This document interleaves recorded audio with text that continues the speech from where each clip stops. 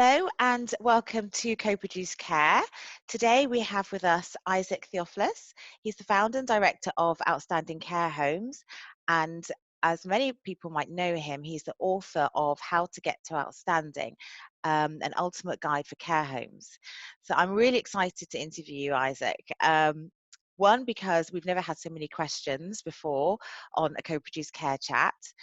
So this is really exciting to bring you questions from people who are involved in social care and care homes who want to know how to get to outstanding. And also because, you know, I work in health and social care, and it is difficult to get to that CQC regulator rating of outstanding. So I'm really super excited to have you on. So welcome, Issac. Well, thank you very much for having me, Sophie. And I'm so humbled to be asked to come for interviewing with you. I mean, it's a privilege for me as well to share the positive stories that I'm seeing around. Oh, fantastic. You're so lovely. Okay, so first of all, I always think it's useful at the beginning of these chats for people to just explain who they are and how they got into social care, Okay. and just a little bit of your experience. Okay. Wow. Okay. That's a long story. I think I did that itself will take a whole podcast maybe. Okay, maybe just shorten it for us. Yes, I'll summarize it. Yes, my name is Issac Theophilos, and I am the author of book called How to Get Outstanding, and I'm also next care home manager of a 5-star rated care home, and I think because of this book and because of this rating, then I didn't expect that I also need to train myself to become a public speaker. So I had Yeah. to be a public speaker as well, which is going very well. How did I get into this? I think social care is something like it's personally attached to my heart Mm. because I had a chance to look after my own parents at a very young age. So I think at around when I was 10 years old, I had to look after them, Oh, and wow. unfortunately, I lost both of them at that age. And since then, the passion for care always remained. And I am somebody who migrated from India recently, and the struggles that I had to go through has actually molded me as a person to be caring and kind towards other people. Mm. So I think that remains the same wherever I go, whatever job I do. That's amazing. And I was speaking to Neil Eastwood Hmm. a few weeks ago, and one of the things he said, because he's a specialist in recruitment in social Hmm. care, uh, a lot of people who come into social care, they're motivated by wanting to care for others, and they have experience of caring for others. So it's interesting that your journey included from such a very young age, caring for someone for people who are so close to you. So I think that really does make a difference. People doing the job because they really do have that compassion. It does, yes. I was also wondering, kind of, you obviously felt compelled to write a book, which is, I always am fascinated by people when they have so much to talk about, to tell, and this is such a hot topic.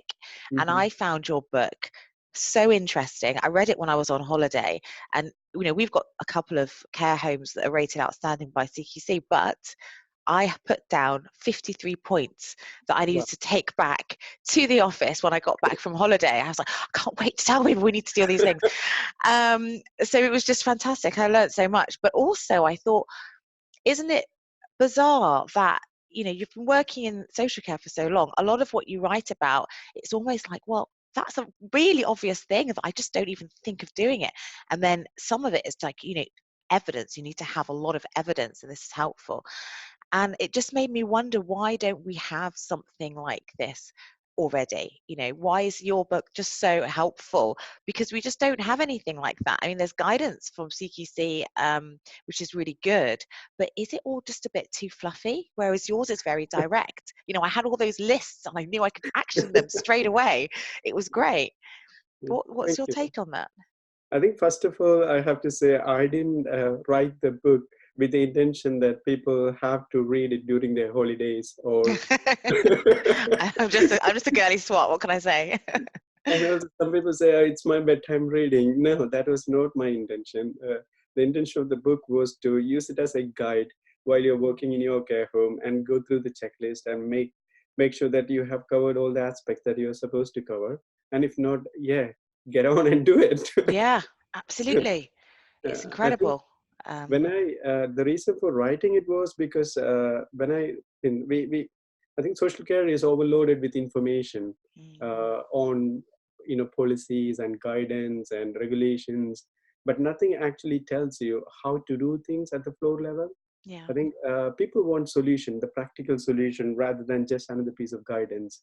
I think I am surprised how much money is being wasted for developing, sort of like uh, useless policies and procedures. Yeah. And rather, if we focus on solutions, there would be more useful people at the frontline care. That was my intention. Why, I mean, how I did it, and I learned how other people did it, and just write a book. And yeah, Yeah, I think it's really good and helpful, and it's definitely, like you say, to use it as something you can just go back to and refer to, and just make sure you're up to date. Okay, so I'm not going to waste more time on my questions, and if we have time at the end, I'm going to crack on to what we've had from people. go ahead. So one of the first questions was, what is the most innovative piece of work you have seen in a dementia care home environment? Uh, that's a very interesting question. I think uh, the sector is boom with the new term innovation. I wouldn't say new term, but everybody wants to go ahead and do innovative things.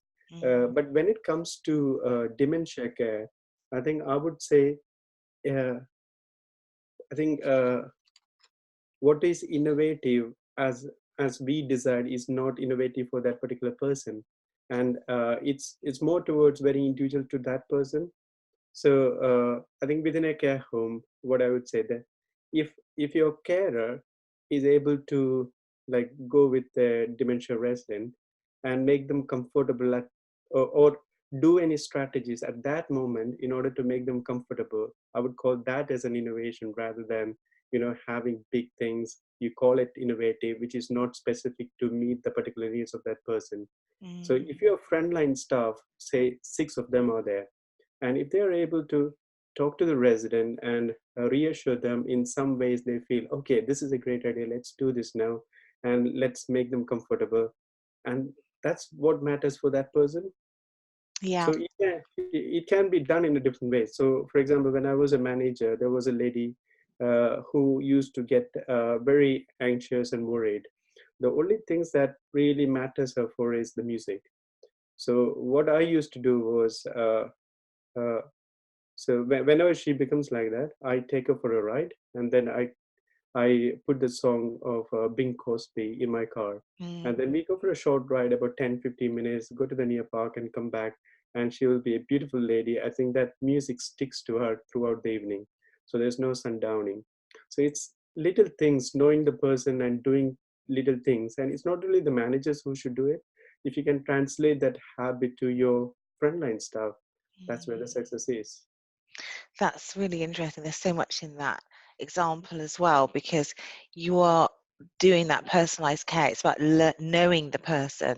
The whole Hmm. idea of being person centered is talked about, but it's the examples of being intuitive and thinking, what can I do? What is that person saying without talking to me? Yeah, that's true. It's and that's actually a real skill that I don't think people realize that care staff do a lot of the time, because Hmm. sometimes people aren't able to communicate, but Hmm. you know a person, you've read up on them, you spent time with them, and you knew that you were taking that person out into the community, you were going for a ride, and you had that music, and then that just changed, and then 10 minutes, and that just changed them Hmm. for the It day. doesn't have to be big ideas, or you don't have to spend a lot of money either to be called as innovative. But it's all about that little interaction that makes a difference. That's what matters in dementia care. That's what I feel. Yeah. This is connected to another question, which is Okay. on my list, but I Okay. can't spot it at the minute.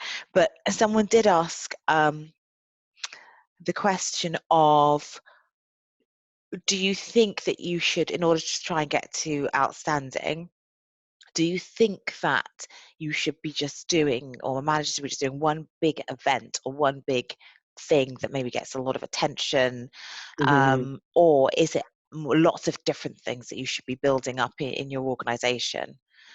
So for anyone who doesn't know, actually, we probably should explain there's 5 different ratings for CQC mhm, inspections. CQC is the regulator, they come in and they inspect services ever so often, and you end up having a rating, and mhm, outstanding is the highest one, as you'd mhm, expect.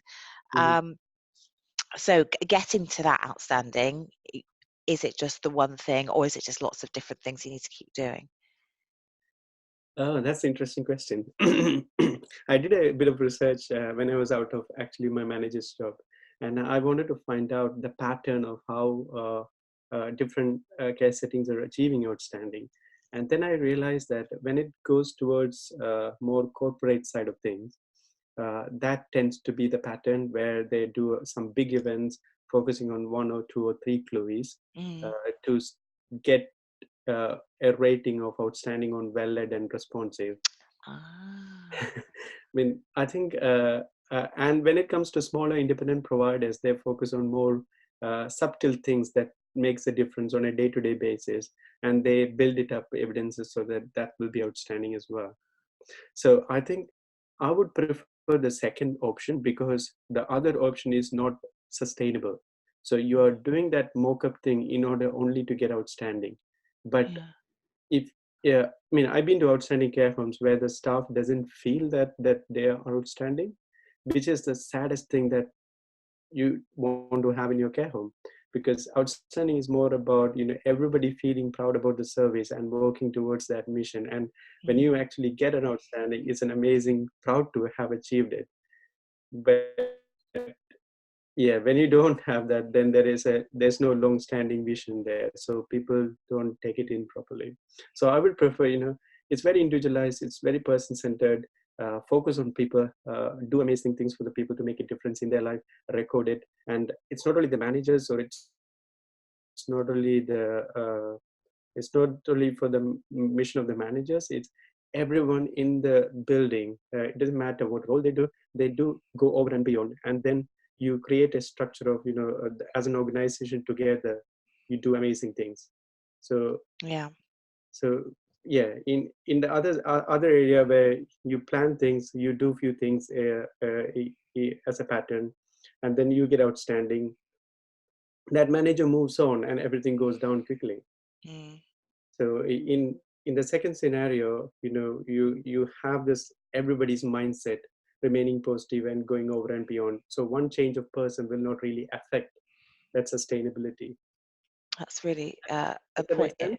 Yeah, absolutely. And I think it's a really important point, actually, um, that if you have, it's almost like a cultural thing. So Yes. if you have an outstanding culture, whatever that might mean, then you would expect it to permeate throughout the organization. So if you do have the leader leave, then it should still be there. One thing I thought was quite interesting that you said at the beginning of answering that question was was a strategy, in a Yes. sense. I never thought about it, but you could, like you said, that the larger organizations, from what you'd seen, might employ a strategy to get outstanding, which is actually quite a good idea. But I'd never really thought of it that way. But you could have 5, you've got the 5 different areas, key lines of inquire, Mhm. is it inquire? Yes, Great. that they look at. And I think, is it like well led? You need to be outstanding in that. So you get a rating for each 5, and then I didn't know the formula that CQC used, and they're probably changing it all the time. But my understanding that you need to normally get, like, well led needs to be outstanding, and then one other, so 2 out of the 5. You can have any two outstandings to get an overall outstanding. Okay, okay. Any 2 stars for overall outstanding. Yes, the Ah, easiest right. ones are well led and responsive. Okay.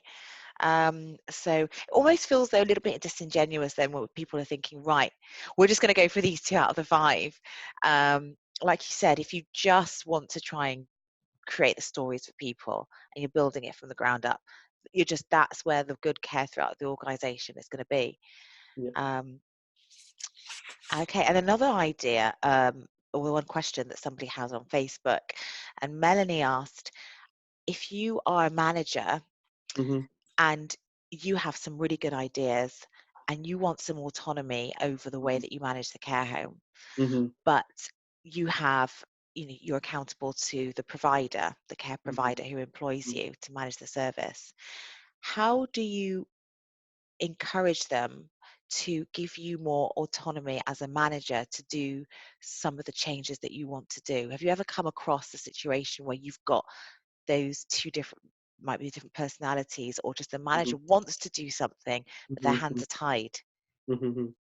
I think in this case, it's very evident that this lovely lady has created a good reputation in the community already about the care home by Mm, working there for a long time.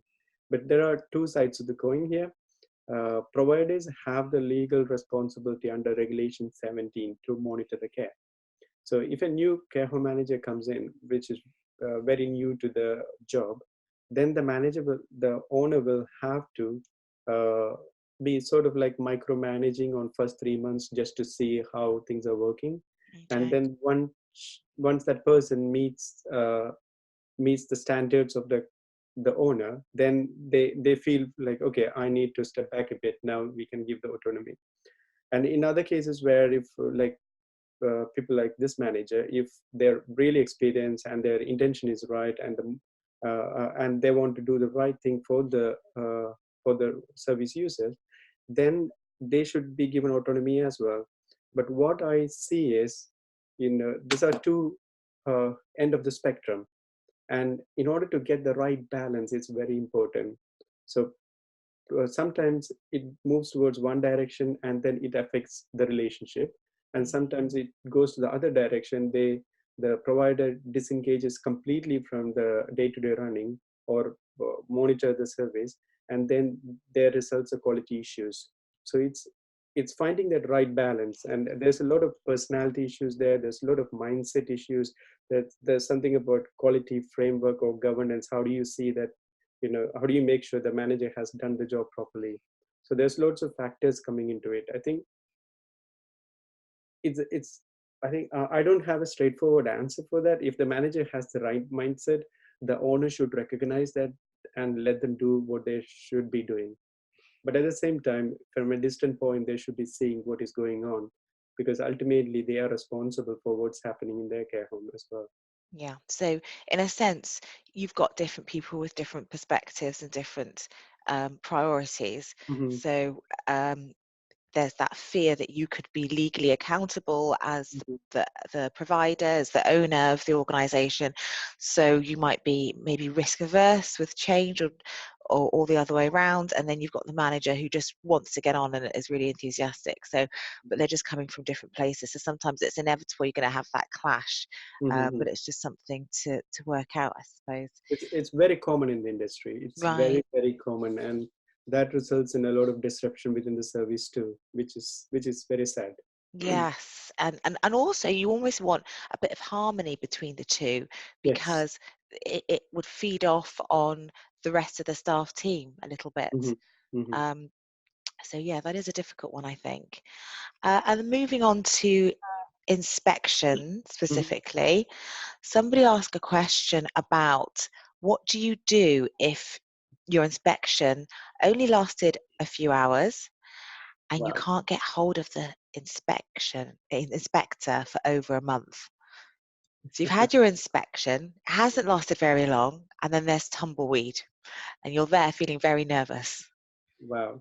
I think the context of the question is missing here with regards to how big the care home is, Okay. or why they inspected. Is it a specific inspection, or is it a comprehensive inspection? So in some cases, they come in just few hours just to make sure that, just to focus on one area of the domain, and then they do that and go home. So the context of the question is really missing the details. Mm, But definitely, if you cannot get hold of the inspector within a month, there is a serious issue there, and I think that's something that you can convey back to CQC using their complaints procedure, and maybe pick up the phone and speak to the manager, area manager, and tell them what happened. So but I also have to tell you, I think there are some bigger issues with regards to the quality of the inspections as well. I mean, I tried to learn more about it, but I think I couldn't really find out a black and white answer on few of the questions, like how to decide how many inspectors should go into a service. And for Mm. example, if it's a 30-bedded care home, you get, so sometimes I see 4 inspectors going into that service. If it's a 60-bedded care home, I have seen cases where only 2 inspectors go in. So I think Wow. the amount of data collected between 2 people and 4 people are so different. I think when the collected data is put together, the ratings can change as well. So I couldn't really find a guidance on how these decisions are made within CQC, or do we have a guideline to look for either? So yeah, that's something that we need to think about as well. I think you've touched on a really important point, and it's something that came up when I went to the Care England conference Mm-hmm. um, a couple of weeks ago. Mm-hmm. And somebody asked the question to CQC, who were giving a presentation, about methodology Mm-hmm. of inspections, because they felt that it's very difficult to challenge Mm-hmm. because you don't really know what specific methodology is being used. And is there even a methodology? Is Mm-hmm. it just so very subjective, like you're pointing out? You've got a big home, it may have 2 inspectors, it may have 4 inspectors with a smaller one. I mean, I think because there's no transparency Mhm, to that granularity, people just struggle to really understand, how things, like you, even yourself, how mhm, things are done within CQC. And I think that causes, I mean, it might, rightly, they do have methodology and they know what they're doing, and it's just mhm, something that's not shared. But I think it does cause some anxiety for mhm. people who are managing services. I Do think you find that? also with regards to the time of inspection. Uh, so for example, when I do some kind of mock inspection, I can do in different ways. I can do a good job by spending like from early in the morning till around 4:30, 5 o'clock, and really study and learn about the service properly. Or I can just leave within few hours just to make sure that they are safe by going through their 1 or 2 care plans and mark sheet, and probably their accidents and incidents, and I get a picture whether the service is safe or not. The quality of the inspection really matters. So sometimes I hear the stories where inspectors come in at 10:30 and they leave at 3 p.m. and without even feeding back to the chief inspector or Mm. the lead inspector what the feedback is. So it would be really nice, I think, but there are cases where the inspections are really robust as well, and there are some amazing inspectors whose motive is the right, and majority of them I would say. But how the quality of inspection is monitored within CQC and how it is shared to outside, I think there needs to be a bit more clarity. Right. Yeah, absolutely. I think that would really help. And I suppose there were like 2 parts to that question. Like you pointed out, the time of the inspection. I mean, we classically have 2 days of inspection, Mhm, and it encompasses speaking to the people who you support, speaking to the staff, speaking to a lot of different people. But then sometimes you do have to kind of try and hint at getting that feedback from the inspector. It's not automatically given. mhm, Um, so maybe that's something that they may or may not work on. mhm, Um, Another question is it possible to have a sort of a tick box approach to getting to outstanding? Can you just say, so I had 53 points from your book, maybe some people will have more or less. Can I mhm. just go, right, I've done that, done that, done that, done that, I'm going to get outstanding? Is that the approach? A straightforward answer, no. I think it's the question itself indicates a bit of lack of knowledge about the inspection process and the rating characteristics. So uh, basically, I think there's loads of factors comes in when a rating is awarded as outstanding. A service is rated as outstanding. I think we need to talk the same language as CQC as well. So I think they are all trained to look for regulatory breaches, how they collect evidences against regulations. And it's more of a legal framework for CQC. But what we are not trained is uh, about the regulations. We are more focused on how to deliver the day-to-day care rather than legal framework. So we don't usually speak the same language. So that's where the mismatch happens. And when we start to learn the both sides, it becomes easier. So when I became a manager, my first intention was nobody was there to teach me how to become a good manager. I mean, not sure I was a good manager. It's still subjective on other people's perception. I'm sure you were Uh, fantastic. I think it's again, I think talk the same language, learn about healthcare regulations, learn about Chloe's, learn about how the inspection process is, learn outstanding characteristics, and then try Right. to use the same terminology when you speak to them or provide evidence to them. Then that makes sense for them as well. You make life easy for them. So Yeah. it's definitely not a checklist. No. Right. Okay. Um, I was wondering as well, one of the questions is, what would you suggest if you were awarded good, Hmm. but you think that you've earned outstanding? What do you do then? Obviously, there's an appeals process. Yeah. And I was just wondering your thoughts on what people should be doing. What's their first, you know, thing Mhm. to challenge? Going through the appeal process, the success outcome is very minimal from my experience, from Mm, what I have seen. I think it's better to be well prepared much earlier than the inspection rather than after the inspection. So you better be prepared with your evidence, uh, how it matches with outstanding criteria, and how it fits into the inspection process. And then they get the same sense. So it's not only the manager who should be feeling that they're outstanding, the staff also should talk to the inspector saying, okay, this is an amazing place to work, this is what we do, this is amazing things that we are doing. You can't really force them to do that unless you do that on a daily basis. So you're working at it a lot of the time. It's all about preparation. Yeah. Um, and you talked about there's a guide as well that you can get on the website, on which explains the Chloes and what they might see as outstanding. Mm-hmm. And I had a look at that recently, and I just felt that it wasn't it didn't seem very progressive. The Mm-hmm. outstanding stuff that was in outstanding was kind of, nah. Yeah, it didn't. It was all right, but I thought probably we're all doing a bit of that. Mm-hmm. Um, and I wondered, you know, are some of these guidances, are they fit for purpose in that they give enough information? I mean, maybe they shouldn't. Maybe we should just all just know how to do it.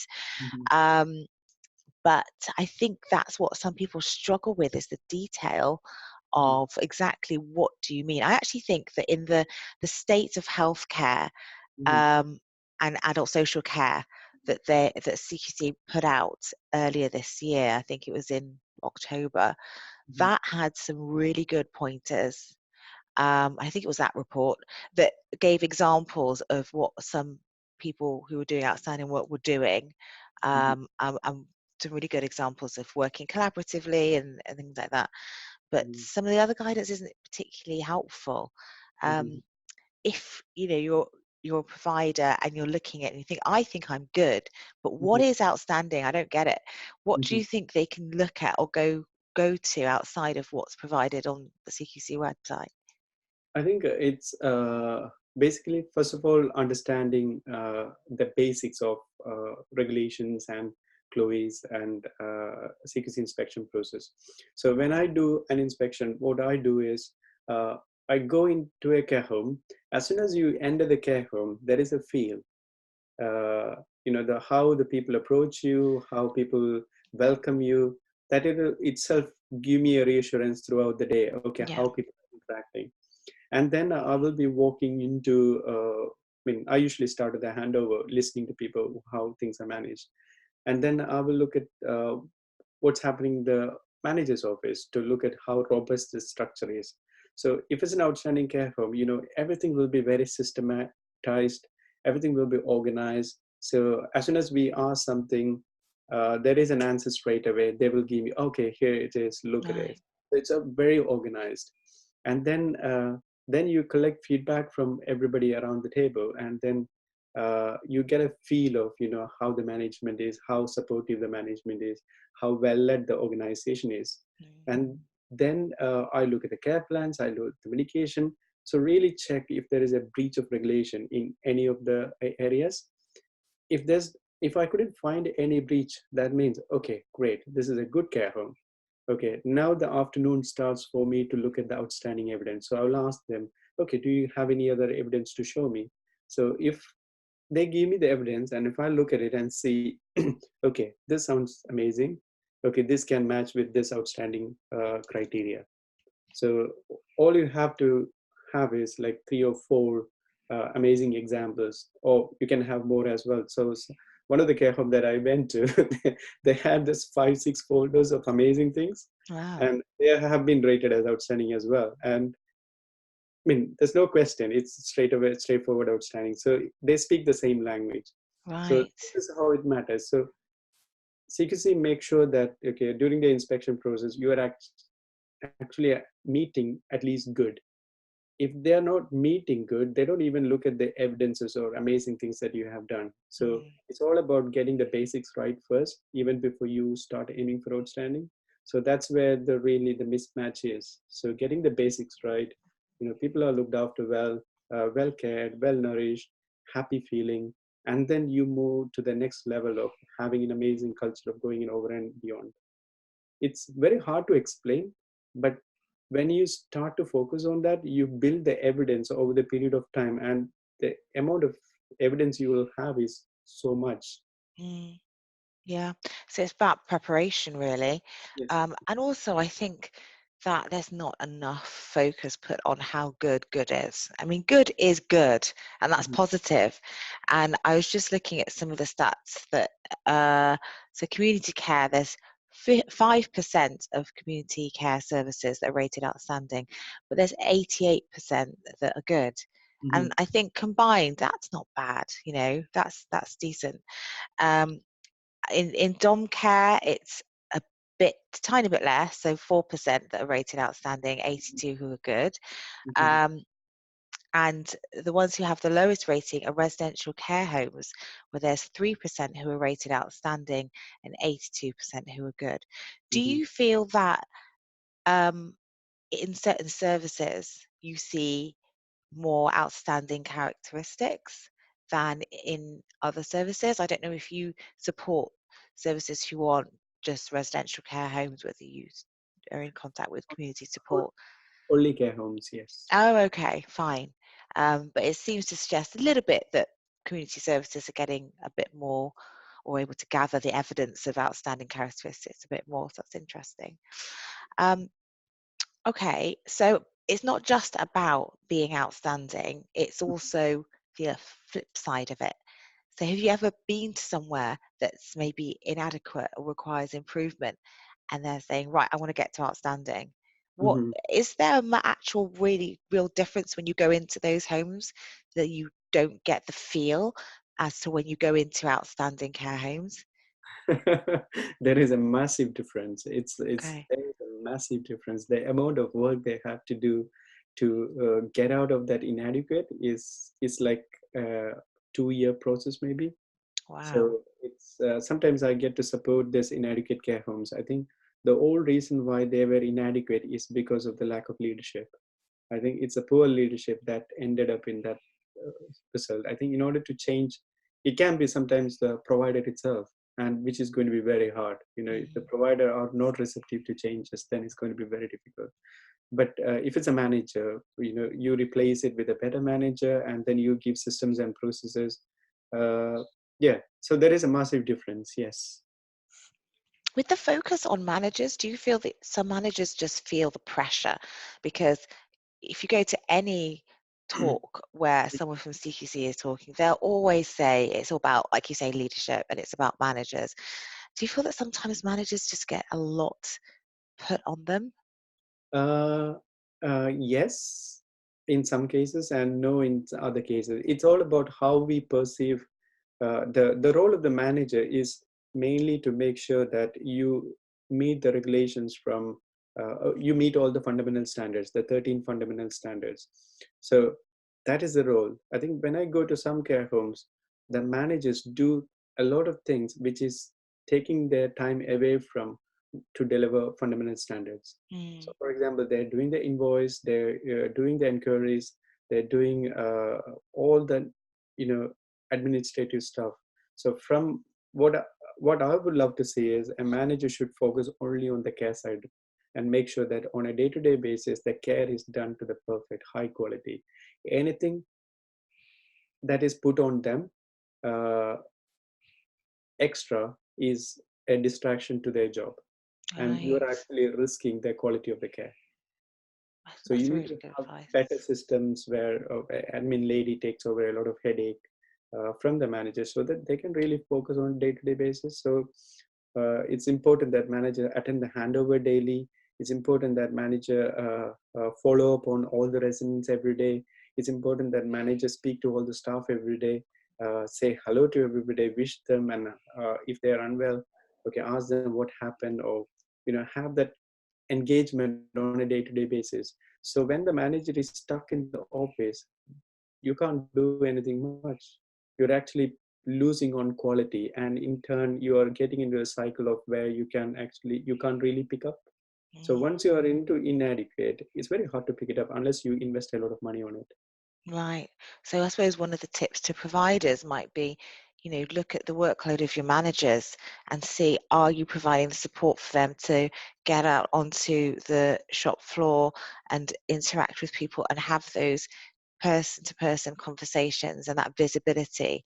So you're Mhm. building your team rather than having to just catch up on so much paperwork.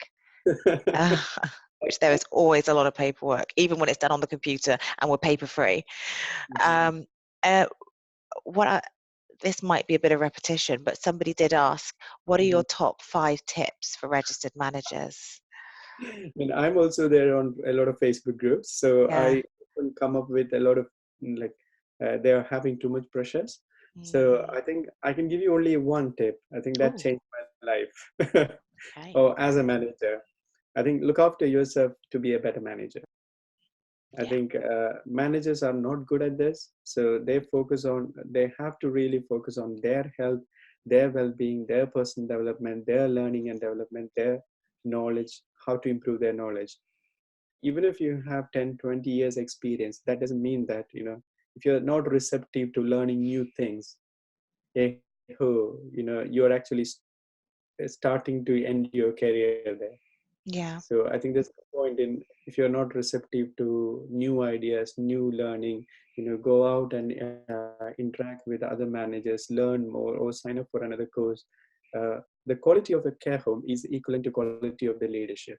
Mm. So the more you develop yourself as a better leader or a better person, you start to see the changes around you as well.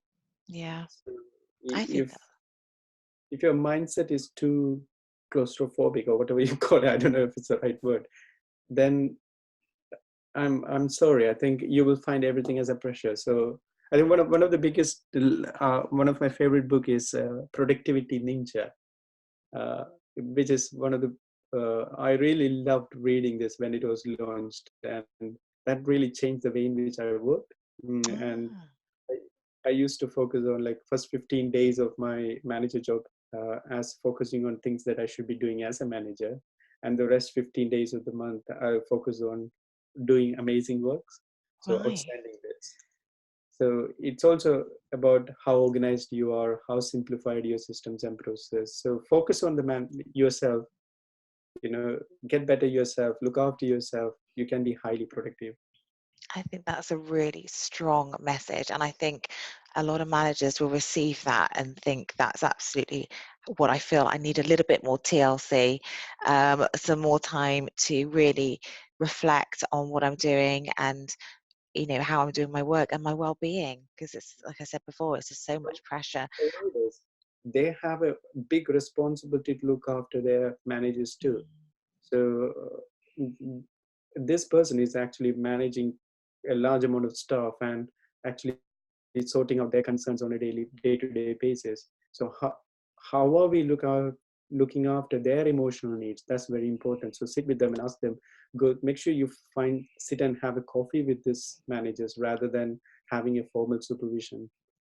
Yeah, I think that's a really good tip, because we've started doing that, and I think people open up a bit more when you take them out of the working environment and you just start talking about other things, and then you find out things that are going on. Because, like you say, as a manager, you're hearing everybody else's problems, whether it's why they can't make a shift or their family problems. You become counsellor as well as manager and everything else, and it's psychologically it's quite a lot. So if your provider can just be really mindful of that, I think that's a strong message. I'll put a link to that book that you mentioned, because that sounds really interesting. So another question we had was from Sarah, and she asked, how do you deal with staff who don't seem to get the organization's vision? Ooh, okay. It Who doesn't seem to get on with your vision? Okay. Yeah. I think it also, I think talking about vision, it's fantastic to have your vision and values set out on the wall. When you enter, you see, okay, we do care for people. We make sure that safety of our residents, our staff, the higher priority. Uh, I think I also feel like how we communicate the vision is also very important. So Yeah. it's not just about having on the wall, how we repetitively reiterate how you should do the things in line with our vision is very important. So I think one of the example is I went to this care home and they have this amazing vision and values. It says, okay, staff feel safe working here. And then I went upstairs to the sluice room, and there is a big notice in front of the sluice room saying, if you don't leave it locked, it will contribute to a disciplinary uh, process. Oh, ouch. Communicating vision is very subtle. I think it is not about having the thing on the wall. It's all about whatever message you sent out as emails, as communication, your conversations, your staff meeting, on a handover, whatever you communicate on a day-to-day basis. Are you aligning or communicating your vision based on those values? So leaders should do what they preach. So if that's not the case, then we are actually giving them conflicting information. So why do they have to trust us? So if you're not following what you're supposed to follow. So Yeah. I think in extreme cases, yes, there are people who doesn't come along with the vision, even if we are being so nice to them. In that case, that's not the right person for the company. Yeah. They just have to move on, or you need to make their way out very comfortable. Yeah. Um, I must correct myself. Actually, that was Sue Ann who asked that question. Mhm. But I think the idea of having the vision and having the leadership living and breathing that vision is really important.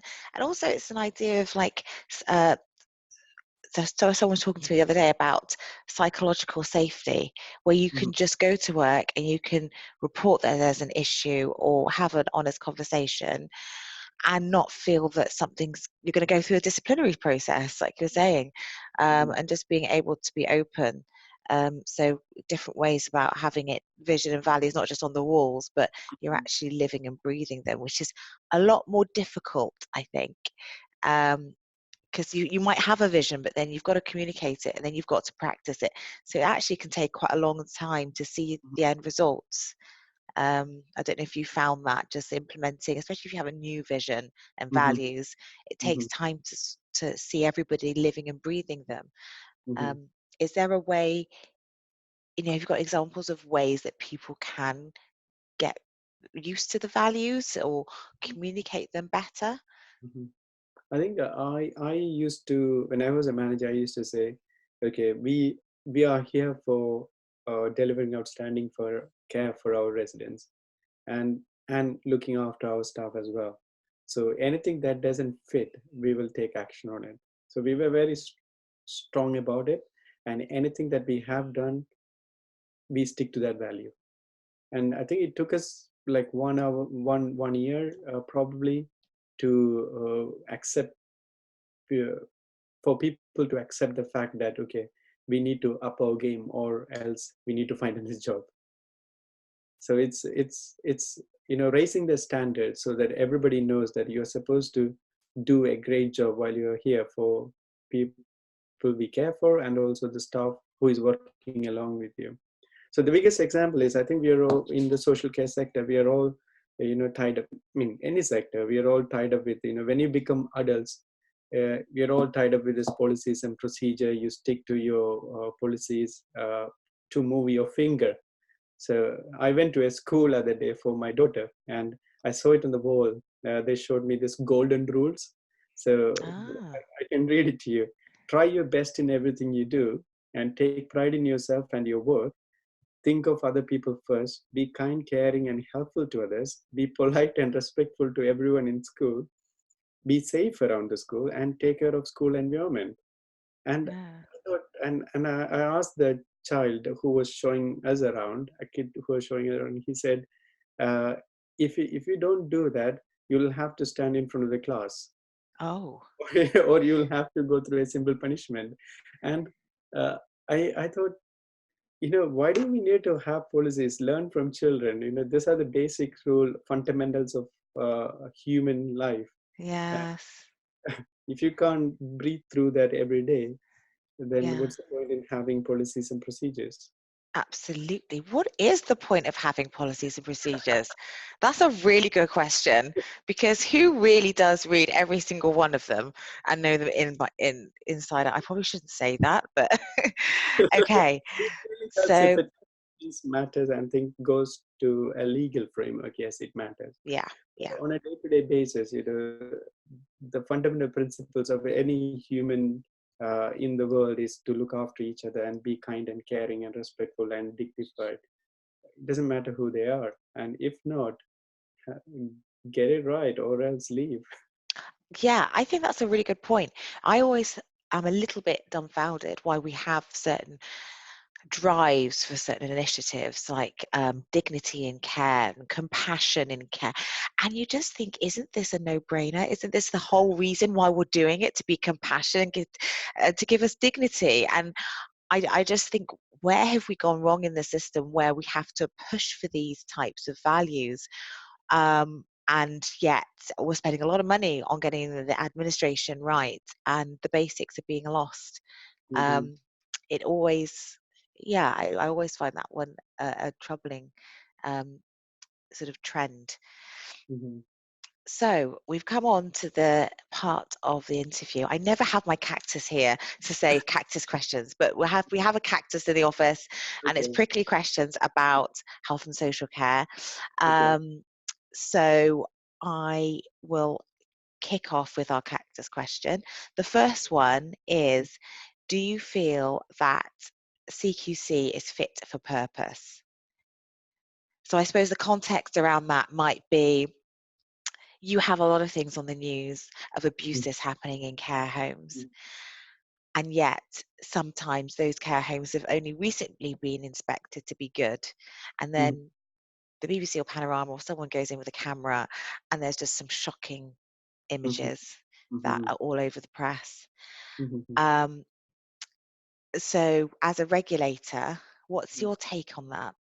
Do you think that they're doing their job and these things are just really difficult to inspect and find out, or are they really fit for the purpose that we set out for them? I think it's 2 points. One, I think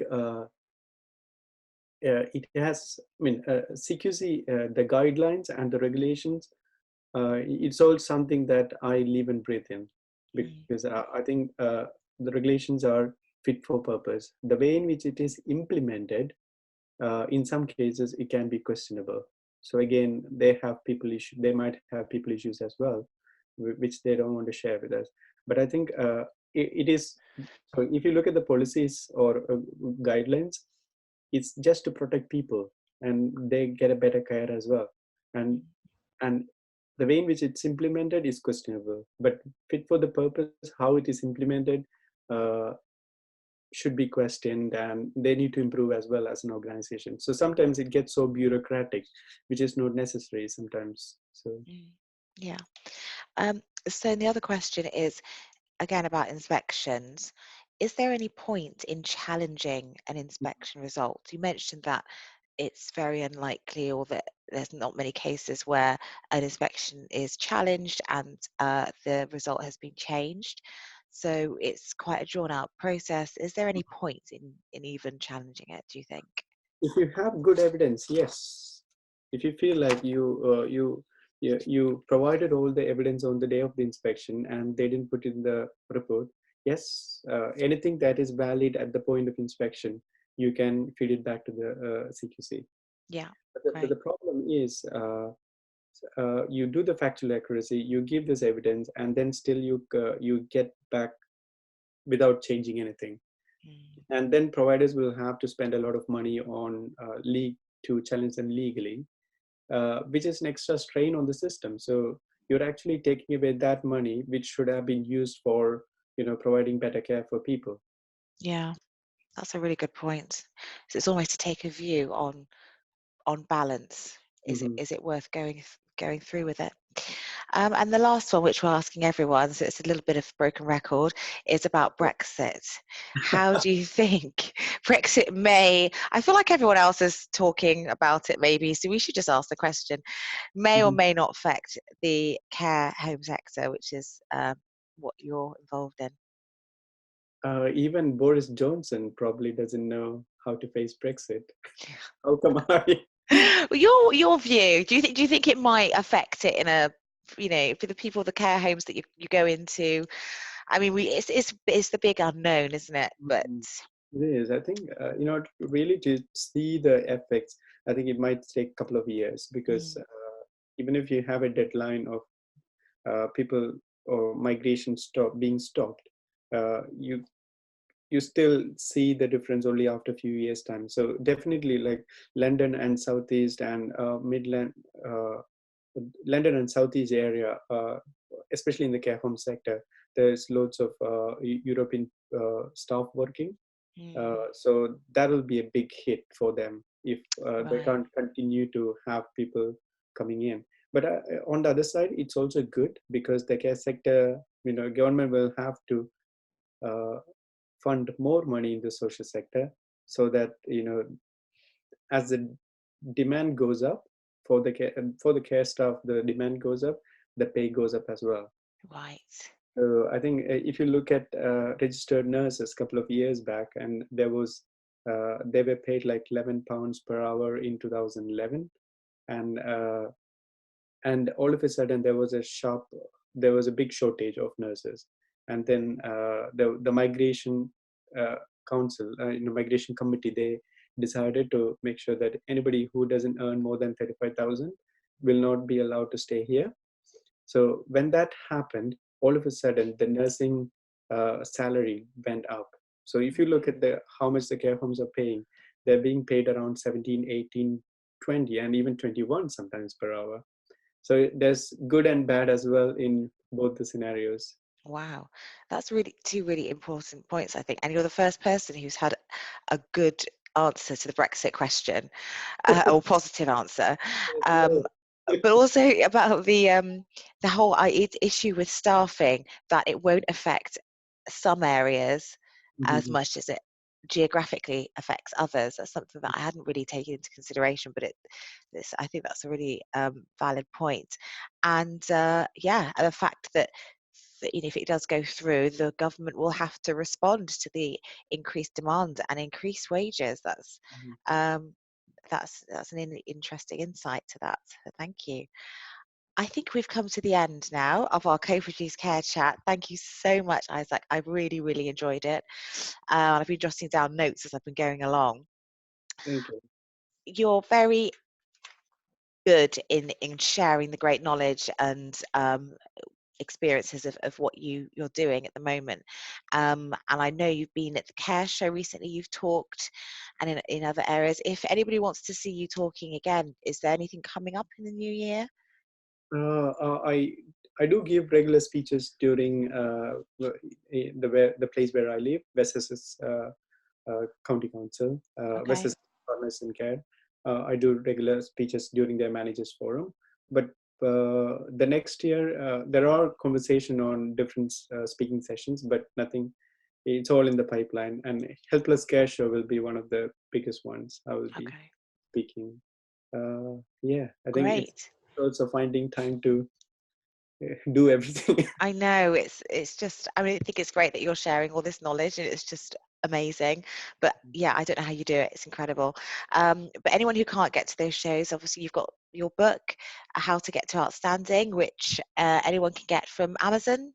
Is that Mhm. the best place? And have you got a website? You've got a website as well. How can people reach you through that? What's I the address? the way in which you can connect with me is I have a website. You can subscribe to the list. So I email once in a while, sending you different tips on how to deliver out amazing care. Great. And two, you can connect with me in LinkedIn or Twitter or Facebook. I mean, Google me. You can find me. And if you want my personal email, it's issac@outstandingcarehomes.co.uk. So Issac with ISSAC. So you Great. can personally email me as well. Yes. Brilliant. Well, we will put all that information in the description box of this video. So thank you so much No for problem. joining us, Isaac. And yeah, it's been wonderful having you on our Co-Produce Care Chat. Thank you. Thank you for having me, Sophie.